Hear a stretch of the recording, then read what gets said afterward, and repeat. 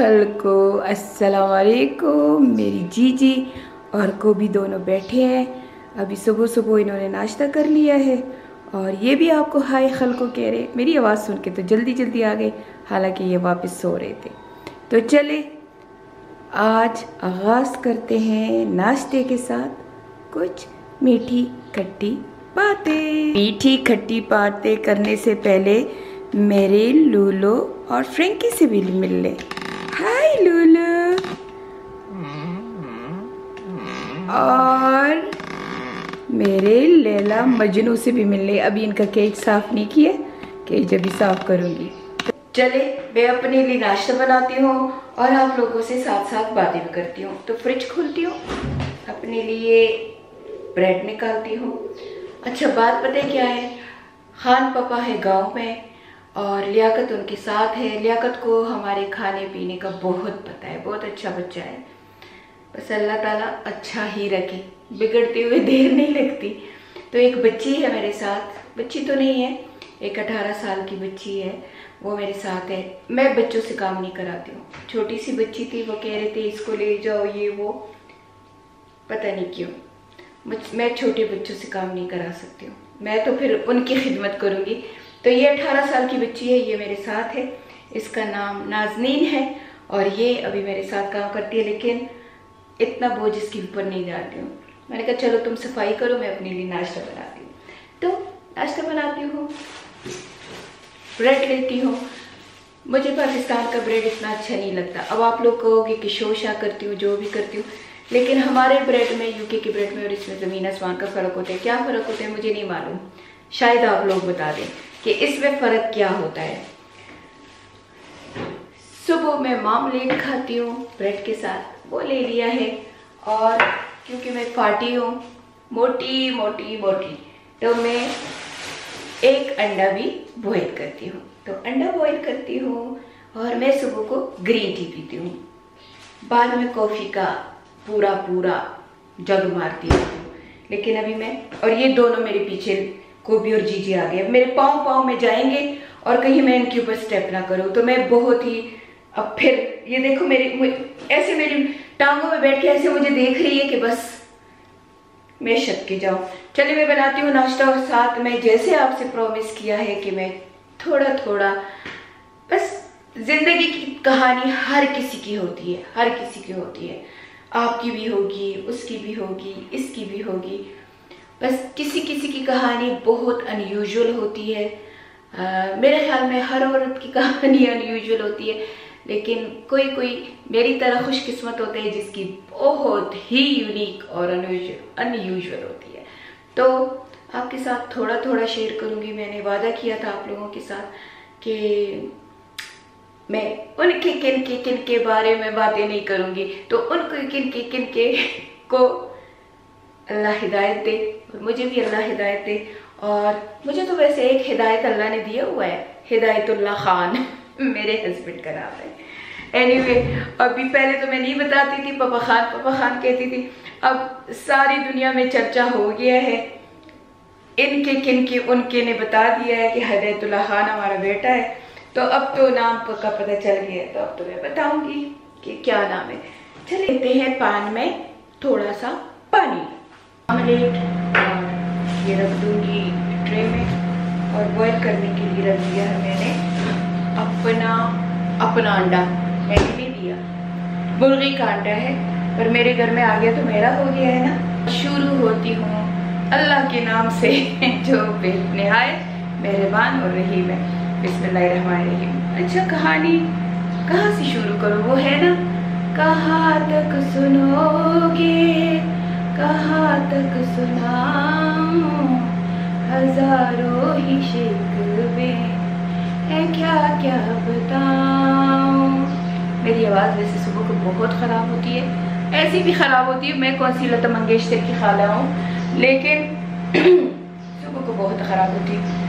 Without tablet में बात भी नहीं कर सकती हूँ, क्योंकि जो हवा में डस्ते में उससे एलर्जिक। ज़मीन पे डस्ट पे मुझे खेलने दो, कूदने दो, उससे मुझे कुछ नहीं होता, लेकिन हवा में जो डस्ट है उससे मैं इतनी ज़्यादा एलर्जी है मुझे कि मेरा सुबह को गला बिल्कुल बंद होता है।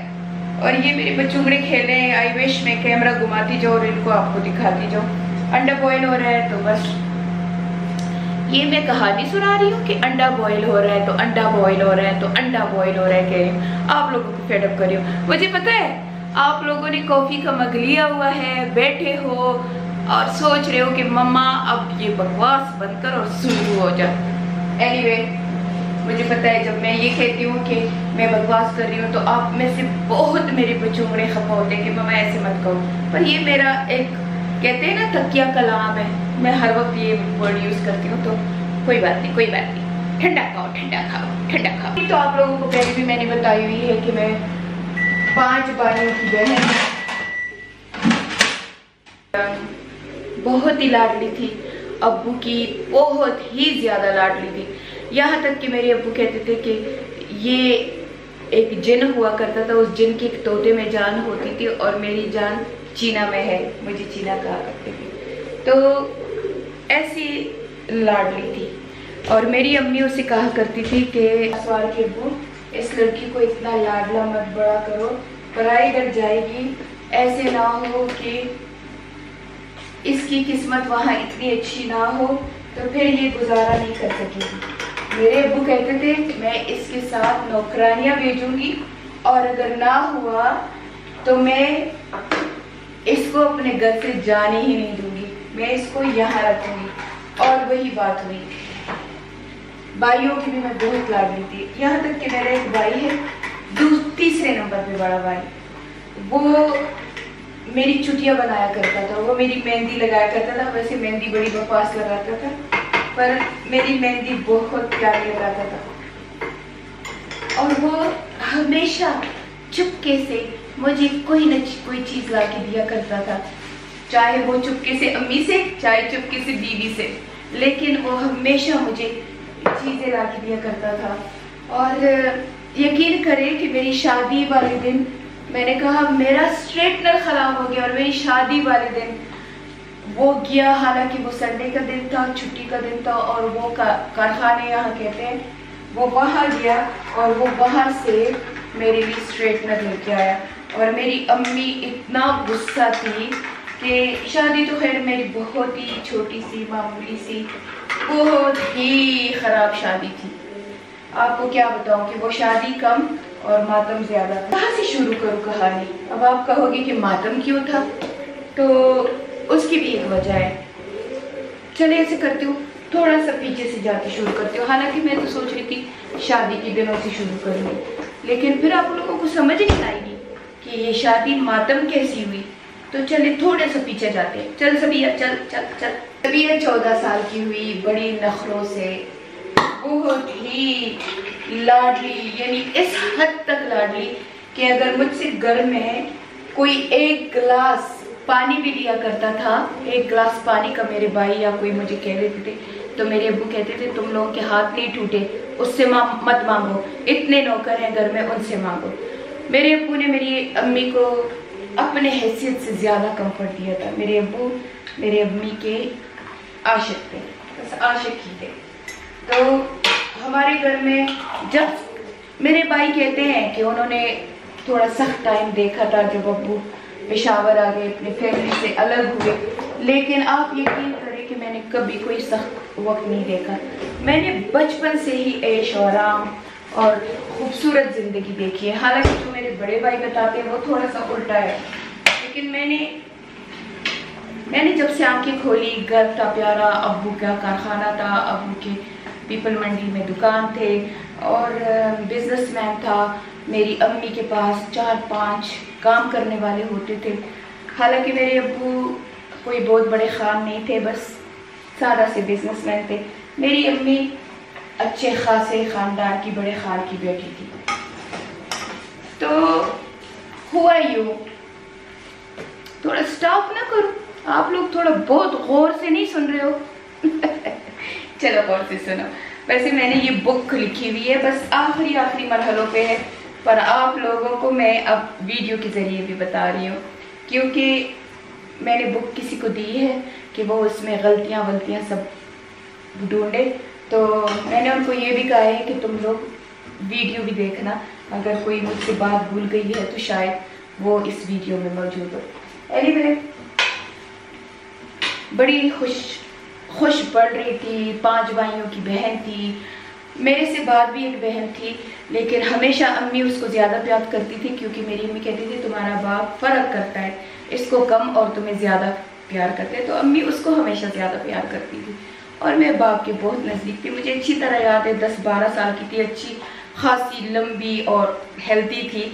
और मैं अपने, जब मेरे अब्बू आते थे काम से, मैं उनके पेट पे पा करके ऐसे मारती थी। तो मेरे अब्बू कहते थे, मेरी अम्मी कहती थी एक दिन, इस बंदे को तुम मार दोगी, इतनी बड़ी मत जिसके ऊपर बैठा ना कर। वैसे मैं बचपन से ही मोटी हूँ, तो बचपन से ही यही सुनती आई हूँ, ओए मोटी ओए मोटी ओए मोटी। पर मेरे अब्बू के सामने कोई कहता ना, ज़िब्बा कर देता। एनीवे, बेटियों की जिंदगी बाप तक होती है। ये कहानी तो मैं सुनाऊंगी, लेकिन मैं कितनी दफा रोऊंगी ये भी बताए ना। बस मेरी लाइफ मेरे बाप तक थी। मैं दुनिया में जिंदा हूं माँ बाप के बाद, पर पता नहीं कैसी जिंदगी है। अच्छा, मेरे एक दो माँ बाप और भी थे यूके में, उन्होंने भी मुझे बहुत प्यार दिया, बहुत प्यार दिया। और उनके प्यार में मैं अपने असली माँ बाप को भी भूल गई। और मेरे तीसरे भी एक माँ बाप थे, उनको भी अल्लाह बख्शे, वो पाकिस्तान में मैदान में थे, और उसने भी मुझे बहुत प्यार दिया है, बहुत। तो मैं इतनी खुशकिस्मत हूँ, 6 माँ बाप की औलाद हूँ। बीच में रोऊंगी, बीच में दोऊंगी, पर आप लोग माइंड नहीं करना। मेरी कहानी इतनी अच्छी नहीं है कि बस स्ट्रेट फॉरवर्ड आपको बैठूं और स्टोरी टाइम सुनाऊं, उसमें बहुत कुछ आएगा। तो बड़ी खुशकिस्मत थी, बहुत आला स्कूल में पढ़ती थी। और मुझे याद है कि जब मैं स्कूल से आती थी ना, तो मैं हमारे घर में जो मेरी फेवरेट हुआ करती थी वो नियाज़ो बीबी हुआ करती थी। तो मुझे भी याद है, मेरी अम्मी भी कहती थी कि मेन गेट से मैं अपनी चीज़ें फेंकना शुरू कर दी थी, इधर बैग, इधर स्कार्फ, इधर दुपट्टा, इधर शूज़, और पीछे पीछे उठाया करती थी। मेरी एक हमारी काम करने वाली थी नरगिस, वो मेरी बेस्ट फ्रेंड थी, और वो भी मेरा हर काम करती थी, और मेरी बेस्ट फ्रेंड भी थी। अंडा उबल गया है, इसको ठंडा करते हैं और फिर नाश्ते के लिए अंदर जाते हैं। ये कुर्सी आज खाली है, मुझे अच्छा नहीं लग रहा, लेकिन पापा खान गांव में वो फार्म हाउस ठीक कर रहे हैं, और मेरा क्योंकि चैरिटी का काम था तो मैं आ गई। तो बात हो रही थी कि बहुत अच्छी ज़िंदगी गुजर रही थी। मैं बहुत अच्छी स्कूल में पढ़ती थी, नौकरों चाकरों का घर था, बड़ी ज़िंदगी में खुशियाँ ही खुशियाँ थी, बस खुशियाँ ही खुशियाँ थी, और तो कुछ नहीं था। खेलना कूदना भाइयों के साथ, यहाँ तक कि भाई मुझे गन चलाना सिखाते थे, निशाना मारना सिखाते थे, माचिस की तीली रख देते थे, वो सिखाते थे। और बस लड़का टाइप थी। 5 भाइयों की बहन ने अब क्या होना, लड़का ही होना है, बस उनकी तरह थी। उनकी तरह क्रिकेट खेलना, उनकी तरह मोटर बाइक चलाना, उनकी तरह साइकिल चलाना, उन्हीं की तरह सब मुझ में आते उन्हीं की तरह थी। अक्सर अम्मी बहुत ज़्यादा परेशान हुआ करती थी कि इस लड़की का क्या बनेगा। तो बस ऐसी ज़िंदगी जा रही थी।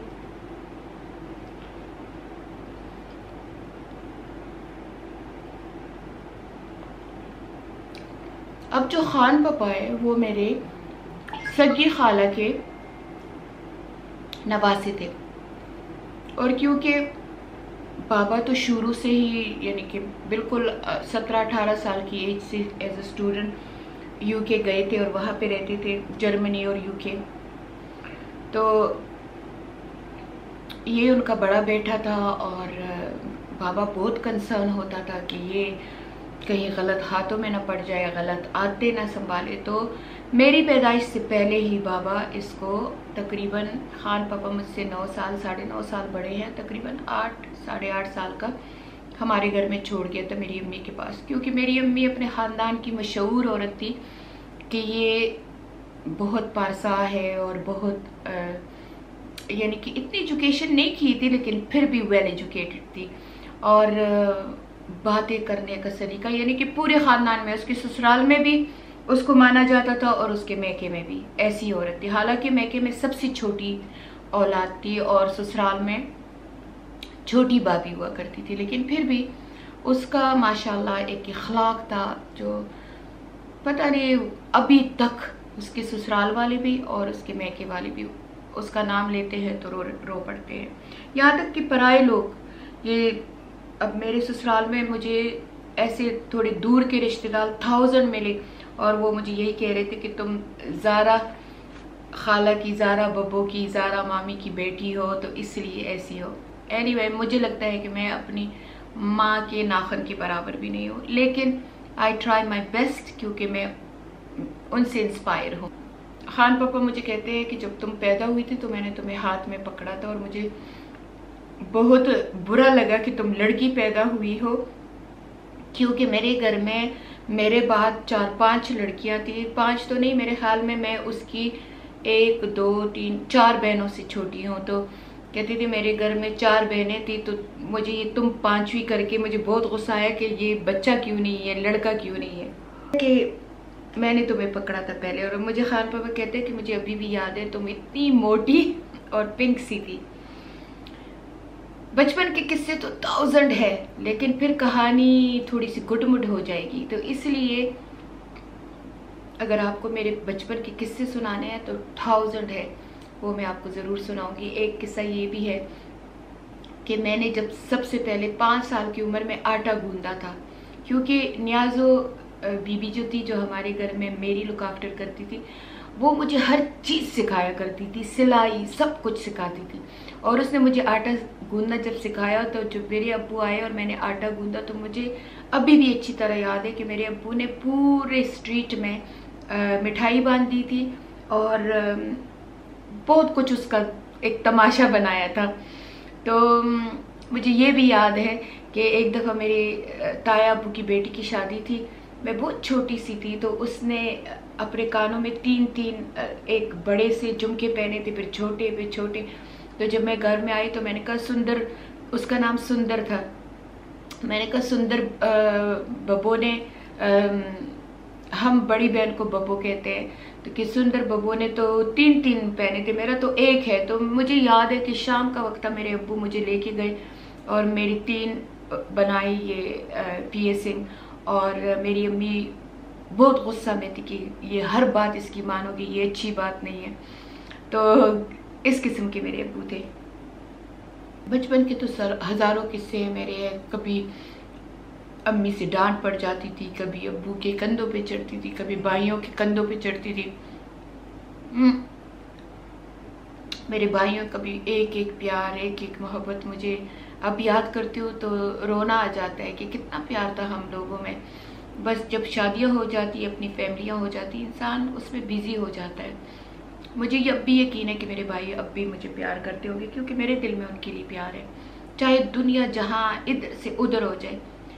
पता नहीं क्यों मुझे अपने भाइयों के लिए नफरत नहीं आती, कभी गुस्सा भी हो जाती हूँ, कभी गिला भी आता है, कभी होता है कि ऐसा क्यों है, लेकिन अल्लाह गवाह है कि मैं उनको हमेशा दुआ में याद रखती हूँ और वो हमेशा मेरे दिल में रहेंगे। स्पेशली मेरा सबसे छोटा भाई जो मेरा बेस्ट फ्रेंड था, बेस्ट फ्रेंड।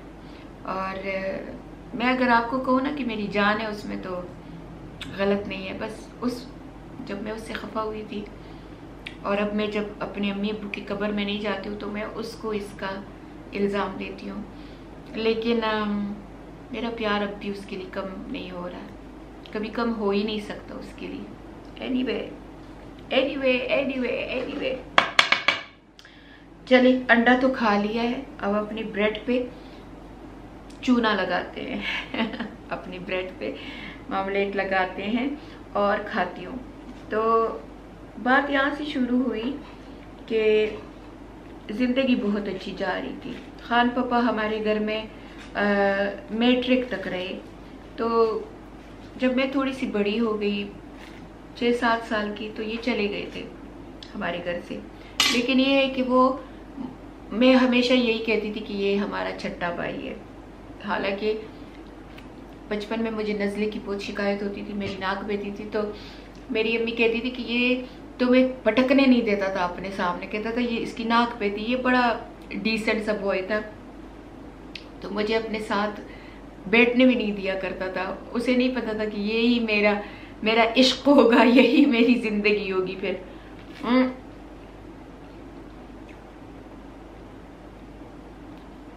बचपन की कहानियों को छोड़ देते हैं, आगे बढ़ते हैं।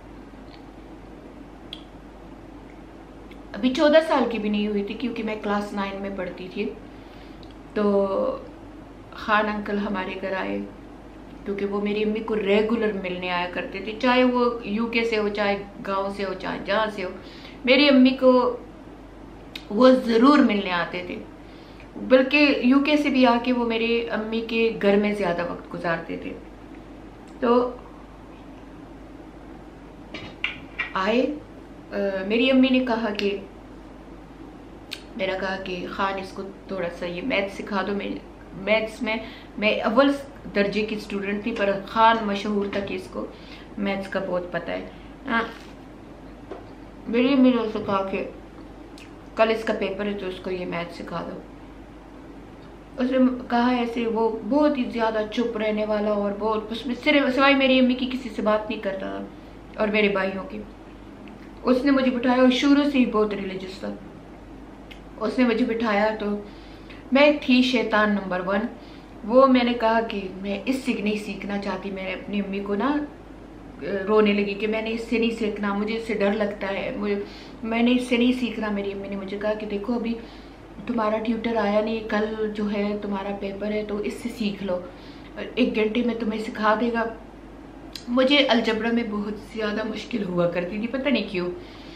अभी भी याद है ये अलजबरा के ला माँ में मैं फंस जाया करती थी। तो वो मैं बैठ गई, मैंने उनके साथ लेसन किया, लेकिन मुझे वो टाइम याद है कि मेरा दिल चाह रहा था कि बुक ही फाड़ दूँ, पर इस जगह से अब उठ जाऊँ। एनीवे, इन्होंने मुझे 2-3 दफ़ा उसमें डांटा। मुझे ये भी कहा कि खर दिमाग हो, यानी कि गद्दे का दिमाग है तुम्हारे दिमाग में क्यों नहीं आता है। दिल में तो मैं खोस रही थी कि अल्लाह करे मैं यहाँ से उठ जाऊँ, बस तुम्हारे से मेरा पीछा छोड़ जाए। तो बस वही वक्त था, कबूलियत का वक्त था, या शायद वही वक्त था कि अल्लाह ताला ने फरिश्तों को हुक्म दे दिया कि इनका रिश्ता बना लो, या पहले आलिम और वाह में बना होगा हमारा रिश्ता। जब मैं उठने लगी तो मुझे कहता है बैठो। तो मैं डर के मारे, मैं इनसे डरती भी बहुत थी, अपने भाइयों से नहीं डरती थी, इससे डरती थी। तो मैं बैठ गई। तो मुझे अभी भी वो वक्त याद है, अजीब सा वो था। जब मैं बैठ गई तो इन्होंने, मैं तो थी ऐसी कि कोई मुझे ना मार सकता था ना मुझे कुछ कह सकता था, इसलिए मुझे कहा कि तुम्हें मैंने बैठने के लिए कहा था, तुम्हें मैंने जाने के लिए कहा था कि तुम्हें मैंने बैठने के लिए कहा था। तो मैंने कहा मैंने सीख लिया है। कहते अच्छा सीख लिया तो जवाब दो, अब मैं तुम्हें क्वेश्चन करूँगा, तुम आंसर करो। मैं कहा ले लो, क्योंकि मेरे दिमाग में चीज़ बहुत जल्दी बैठा करती थी। इन्होंने मुझे क्वेश्चन किए, वो सब मुझे याद थे, मैंने जवाब दे दिया। मैं उस दिन भी इनसे पूछ रही थी, मैंने कहा तुम्हें याद है कि फर्स्ट टाइम तुमने जब मुझे देखा था तो वो तुम्हें याद है? तो कहता है हाँ मुझे याद है। तो जब मैंने सारे जवाब दे दिए तो कहता है अच्छा ठीक है, अब जाके ना मेरे लिए चाय बना के ले आओ। मैं आगे से ऐसे खड़ी हो गई, मेरी आदत होती थी मैं यूं दोनों हाथ खड़े करके ना ऐसे खड़ी हो जाती थी अपनी डिफेंस के लिए, अपने आप को डिफेंड करने के लिए मैं ऐसे खड़ी हो जाती थी। तो मैंने कहा क्यों? मैंने कहा सारा वक्त मुझे शाउट भी किया, मुझे इतना गुस्सा भी किया, मुझे इतना डांटा भी, और अब मैं तुम्हारे लिए चाय बनाऊं? मैंने यूं करके कहा, मैं कहा ये बनाती है मेरी चाय, मैं कभी भी तुम्हारे लिए चाय नहीं बनाऊंगी। और ये ऐसे मेरे मुंह की तरफ देखने लगे और मैं जाके ये गई वो गई, और खेलने का मुझे बहुत होता था, बस खेलना। और मेरी गुड़िया होती थी, बहुत ज्यादा मेरी गुड़िया होती थी। क्लास 10 तक मेरी गुड़ियों की घर, गुड़ियों की चारपाइयाँ, गुड़िया मीन डॉल्स, मैं पूरे एक कमरा होता था जो बड़ा होता था, उनकी मैं बाकायदा शादियाँ करती थी। बहुत ज़्यादा अजीब सी थी मैं। तो वो मैं जाके उनमें लग गई, नरगिस भी मेरे साथ लग गई, 1-2-3 और छोटी लड़कियां थी वो भी मेरे साथ लग गई, हम गुड़िया खेलने लगे। पता नहीं इनको क्या सूझी कि अब ये कहते हैं कि बस वही वक्त था जो तुम मुझे पसंद आ गई थी, और मैंने उसी वक्त सोच लिया था कि मैं इसी से शादी करूंगा। इनकी उम्र थी 24 साल, तकरीबन 23-24 साल, मेरी उम्र थी बस नीली 14, ऐसी मेरी उम्र थी, ज़्यादा कुछ नहीं हुआ। ये आए और मेरे साथ बैठ गए और मेरी गुड़ियों के साथ भी मेरे साथ देखने लगी कि गुड़ियों। फिर मैं ये सोच रही थी कि इतना मुझे नहीं पता था, मैं बहुत ही मासूम थी, इतना मुझे नहीं पता था कि, लेकिन ये इनकी नज़रें मुझे फॉलो किया करती थी ना, तो हमें तो ये भी अलाउड नहीं था तो कि हम बॉलीवुड मूवी देख लेते। सिर्फ 8 o'clock का एक ड्रामा देखा करते थे और ड्रामे के बाद सीधा बेड। ज़्यादा कार्टून में देखा करती थी, और वो भी सारा दिन बिजी होते थे। 1 बजे आती थी स्कूल से, फिर स्कूल के बाद खाना खाना, सो जाना, सोने के बाद टी का हमारा रेगुलर हमारी अम्मी के घर में होता था कि चाय समोसे पकौड़े वो खाते थे।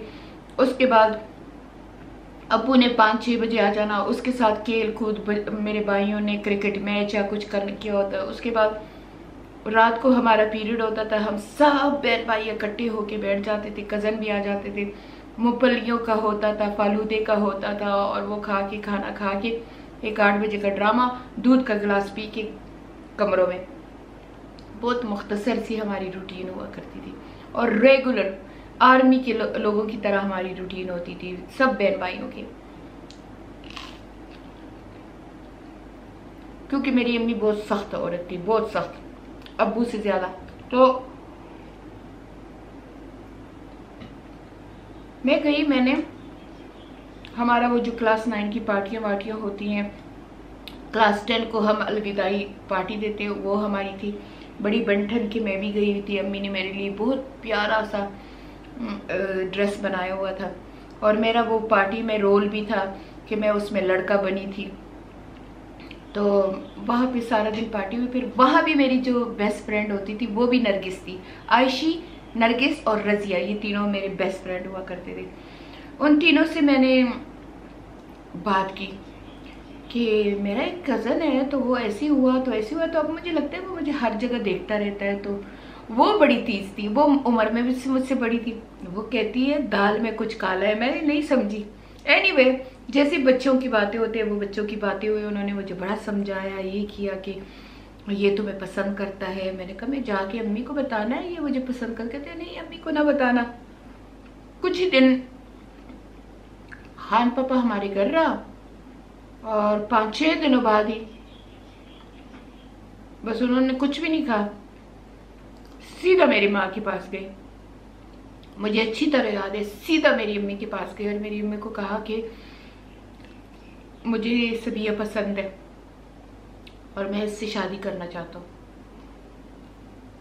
मेरी अम्मी गड़बड़ा गई, लेकिन मेरी अम्मी को बहुत प्यार था इससे। मेरी अम्मी ने कहा कि नाम भी ना लेना, इसका बाप तो इसका नाखन भी ना दे तुम लोगों को, और नाम भी ना लेना, और ना इसके भाइयों को पता चले, नहीं तो तुम्हारा दाखिला बंद कर देंगे।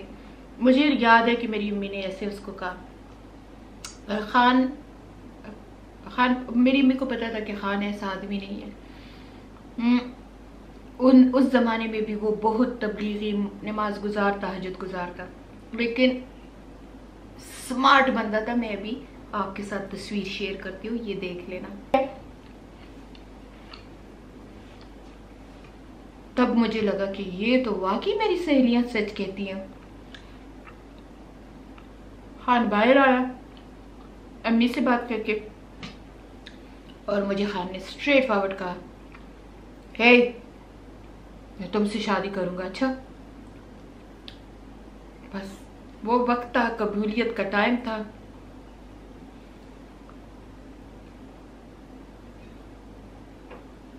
और आपको पता है कि ये एज बहुत खतरनाक होती है। मेरी अम्मी कहती थी कि तुम्हारी औलाद अगर 13 साल की उम्र से लेके 17 साल की उम्र में निकल गई, पास हो गई, तो वो पास हो गई। और अगर इस एज में ही किसी भी चीज़ में ट्रैप हो गए तो ये ट्रैप हो गए, बस फिर बात ख़त्म। मैं भी बच्ची थी, मुझे वो खान पापा की नज़रें, खान पापा का कहना, मैं तो बहुत प्राउड फील करने लगी कि ख़ानदान का सबसे खूबसूरत बंदा, सॉरी बिलाल का फ़ोन था, काम करता है हमारे साथ, बहुत अच्छा बच्चा है, तो वो कुछ पूछ रहा था। कहानियाँ बैठ जाओ तो खैर मेरी किताब में ये सारा कुछ लिखा है, मेरी बचपन की एक एक कहानी लिखी हुई है, फिर ये सारा कुछ भी लिखा है कि क्या क्या खान पापा ने बातें की, क्या मैंने बातें की, कैसे बात चढ़ी, ये किताब में सारा कुछ लिखा है, बुक में लिखा है। इधर तो मुख्तसर बात करेंगे। इसी तरह खान पापा आता गया जाता गया और बस और कुछ भी नहीं होता था, बस मुझे देखता था। कुछ दिनों के बाद बस मेरी अम्मी के साथ उसने कहा कि मैं बस इसके बगैर अब रह ही नहीं सकता, मेरी इसके साथ निकाह करा दो। जाके उसने अपनी माँ को कहा, इसकी माँ आई, इसकी माँ ने मेरी अम्मी को कहा कि बस सबीहा मेरी है,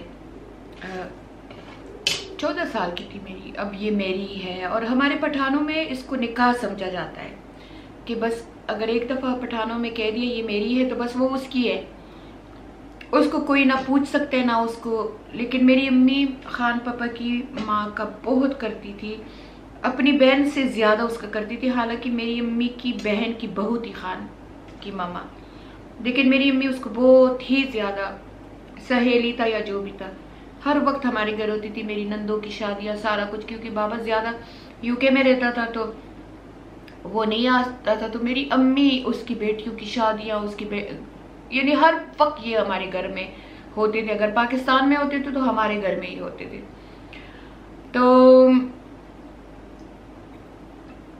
मैं खुद इस बात की गवाह हूँ कि खान पापा की माँ आई और उसने बैठ के कहा कि बस ये मेरी है।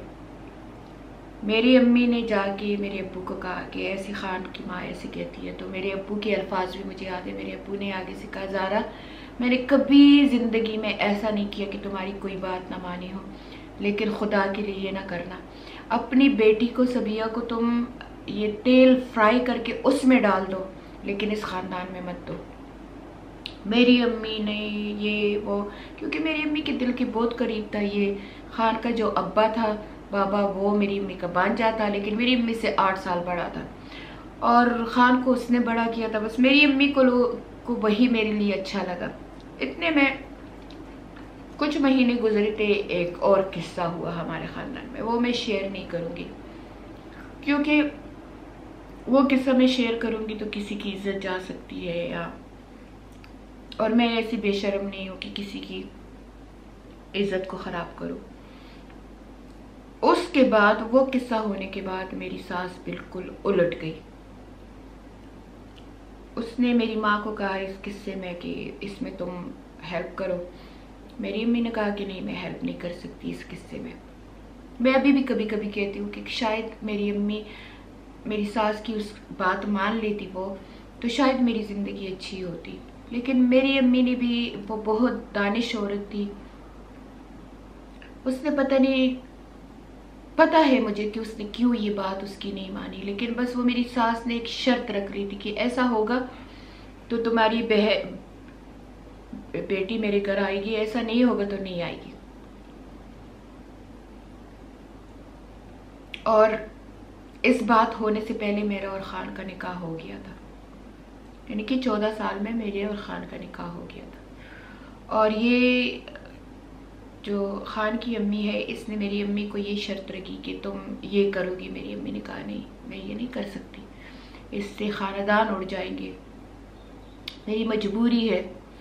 और खान की माँ ने उसको अना का मसला बना दिया और मेरी अम्मी की दुश्मन बन गई और कहा कि चलो मैं देखती हूँ कि तुम्हारी बेटी कैसे मेरे घर आती है। बस वही था, यही हो गया और कुछ नहीं हुआ।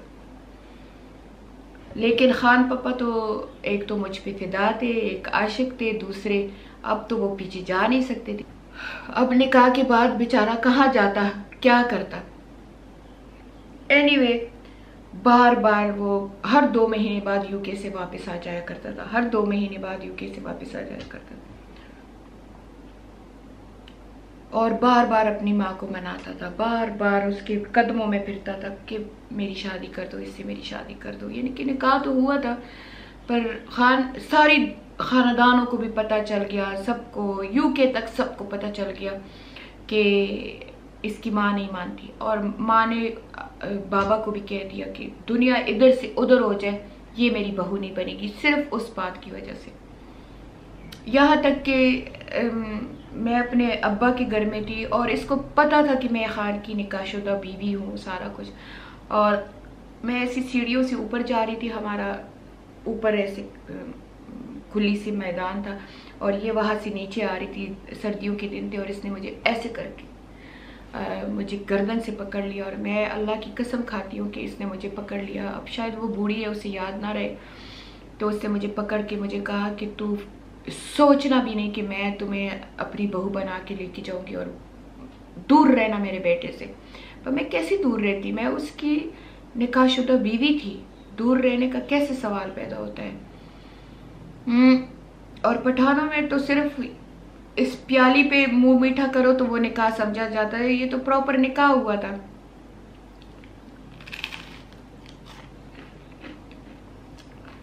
एनीवे,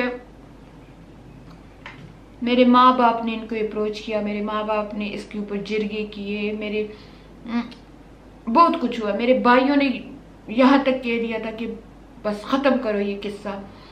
फिर मेरे भाइयों ने मुझ पर पाबंदी लगाई कि तुम खान से बात नहीं करोगी, ये नहीं करोगी।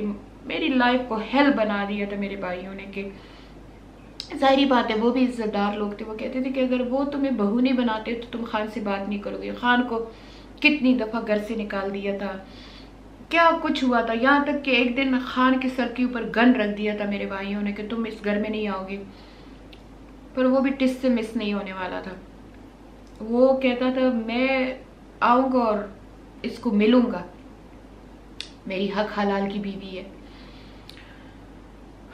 बीच में क्या क्या हुआ वो भी बुक में पढ़ना, कि क्या क्या उस 1 साल में इन्होंने क्या किया, मुझ पे क्या गुजरी, वो सब कुछ ऐसे मैं आप लोगों को नहीं बता सकती। वो आप लोगों को किताब में, मेरी बुक में मिलेगा कि उस 1 साल में क्या आफातें मुझ पे हुई। यहाँ तक कि फिर मेरी अम्मी भी उलट गई। मेरी अम्मी ने भी कहा कि तुम बस छोड़ दो खान को, और क्योंकि हमारी ये लोग बेइज्जती कराते, जैसे अब ये मेरी बेइज्जती करते हैं वैसे ये मेरे माँ बाप की बहुत बेइज्जती करते थे। जगह जगह में मेरी माँ बाप की बेइज्जती करते थे, निकाह से भी मुकर गए थे, सारा कुछ बस ऐसे थे कि मुझे खान का एक, क्या कहते हैं उर्दू में लफ्ज़ है ना, रखेल, बस मुझे खान का एक रखेल बनाया हुआ था। ये माननी नहीं, इतना इन्होंने मुझे ख़ानदान में बदनाम किया, जगह जगह बातें की, सारा कुछ किया कि नहीं, ये बस खान के साथ ये यानी कि निकाह का ख़त्म करके, क्योंकि निकाह तो पब्लिकली नहीं हुआ था, ऐसे 2-3 बंदों में, मेरे 2-3 भाई उसके गवाह थे और ऐसे हुआ था। तो उसकी वजह से इतने यानी कि बदनामी इसने की कि शुक्र अल्हम्दुलिल्लाह मेरे अब्बू के ख़ानदान को ये पता नहीं चला। अगर मेरे अब्बू के ख़ानदान को पता चलता तो वो इनको भून के रखते थे, लेकिन मेरे अब्बू के ख़ानदान को नहीं पता था। मेरी अम्मी के ख़ानदान में इन्होंने बातें बहुत उड़ाई और जगह जगह जाके यही रोना धोना, मेरे एक बेटे को काबू में किया हुआ है और ये वो है। नहीं, मेरे अब्बू अम्मी ने इनके ऊपर बहुत जरगे की कि निकाहशुदा लड़की है और तुम्हारे बेटे के निकाह में है, तो पर ये टिस से मिस नहीं हुई और बाबा को भी साथ मिला दिया था। फिर खान की दादी ने आके कहा कि मेरा पोता मर जाएगा इस लड़की के पीछे, ये हर 2 महीने बाद आ जाता है यूके से और ये मर जाएगा, तो बस ये निकाह खुला कर देते हैं और लोगों को बता देते हैं और इसका एक रुस्खती कर लेते हैं। बस वो शादी क्या थी, बर्बादी थी। खान की माँ को पता चल गया, उसने जवाब भेज दिया कि जैसी रुस्खती होगी तो मैं यहाँ आके तो मैं बमबारी करूँगी, तो मैं फायरिंग करूँगी। और वो थी भी ख़ानदान की बड़ी स्ट्रॉन्ग औरत थी, तो वो बस मातम था। हर जगह मेरे अब्बू के घर के पास पुलिस और ये खड़े थे। और एक छोटा सा मुख्तसर सा तकरीब हुआ। मेरी खाला थी, खान के एक दो बहनोई थे बीच में, और खान के फ्रेंड्स थे।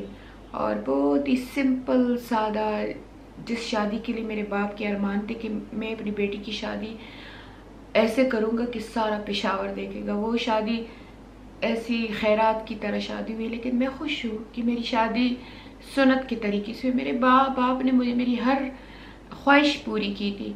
बस अगर मेरी शादी की, यहाँ तक आप लोगों को बताऊं कि इतनी इमरजेंसी में वो शादी हो रही थी कि क्योंकि मेरी खाला वो अपाहज थी और वो डिसेबल थी, और मेरी सास ने उसको घर से निकाला हुआ था। वो मेरी अम्मी के घर में रहती थी, और मेरी सास उसको नहीं रखती थी अपने घर में, क्योंकि उसका बहुत टॉयलेट सारा कुछ उसका काम होता था। और मेरी अम्मी के घर में वो 10 साल से मेरी अम्मी के घर में थी। और छोटी सी तकरीब हुई, बस शादी कम और जनाजा ज़्यादा था।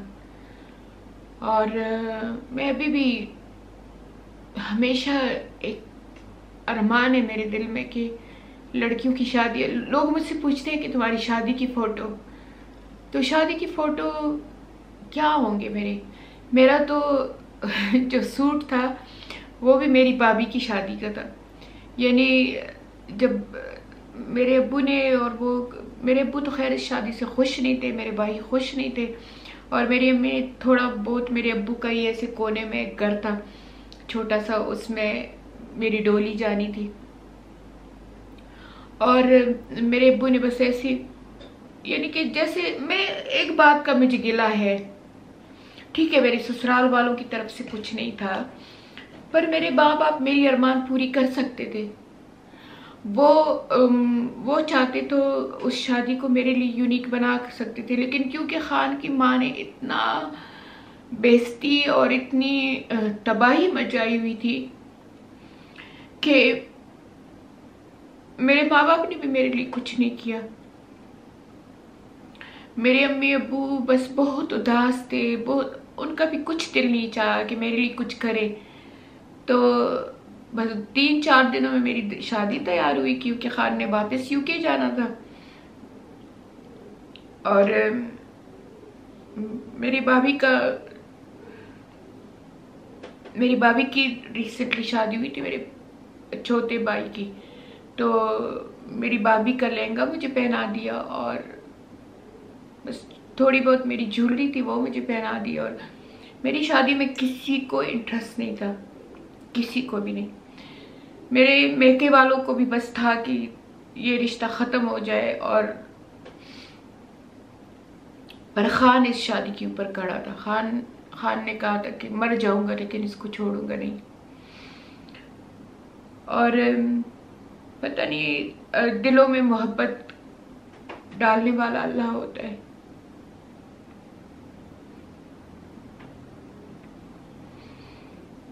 बस खान के दिल में मेरे लिए मोहब्बत, या मेरे दिल में उसके लिए मोहब्बत अल्लाह ने डाली थी, क्योंकि हमने कभी कोई हराम काम नहीं किया था। खान को जैसे ही मैं पसंद आई, उसने मेरी माँ को अप्रोच किया और साथ ही निकाह कर लिया। उसके ख्याल में ये था कि मैं इसको सिर्फ ये जो देखता हूँ ये भी हराम है, क्योंकि वो बहुत ज़्यादा नमाजी लड़का था, बहुत ज़्यादा परहेजगार था। उसने कहा कि मैं इसको देखना भी मेरा हराम है, तो मैं निकाह करूँगा। और उसने उसी 2-3 महीने बाद ही निकाह कर लिया था। बस शादी अजीब शादी थी।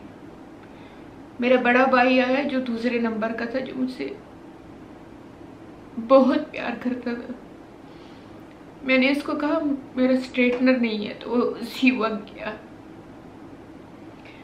और मेरे लिए स्ट्रेटनर लेके आया। दिमाग काम नहीं कर रहा और मैं नहीं अब बोल सकती। लिए इतना काफ़ी है। इंशाल्लाह कोशिश करूँगी कि हर रोज़ या हर दूसरे रोज़ ये कहानी बरकरार रहे। 14 साल की सबियत से लेके 50 साल की सबियत तक आपको ये सुनाऊंगी। डिटेल से आपको पढ़ना होगा तो आपको मेरी बुक ख़रीदनी पड़ेगी, उसमें सब डिटेल होगा एक एक बात की। पर वीडियो में मैं एक एक बात आपको बताऊंगी तो मुश्किल हो जाएगा मेरे लिए अभी, और मैं नहीं कह सकती अभी और नहीं। इंशाल्लाह बाकी नेक्स्ट एपिसोड में मिलते हैं अगले ब्लॉग में। तब तक की इजाज़त, अल्लाह हाफ़िज़।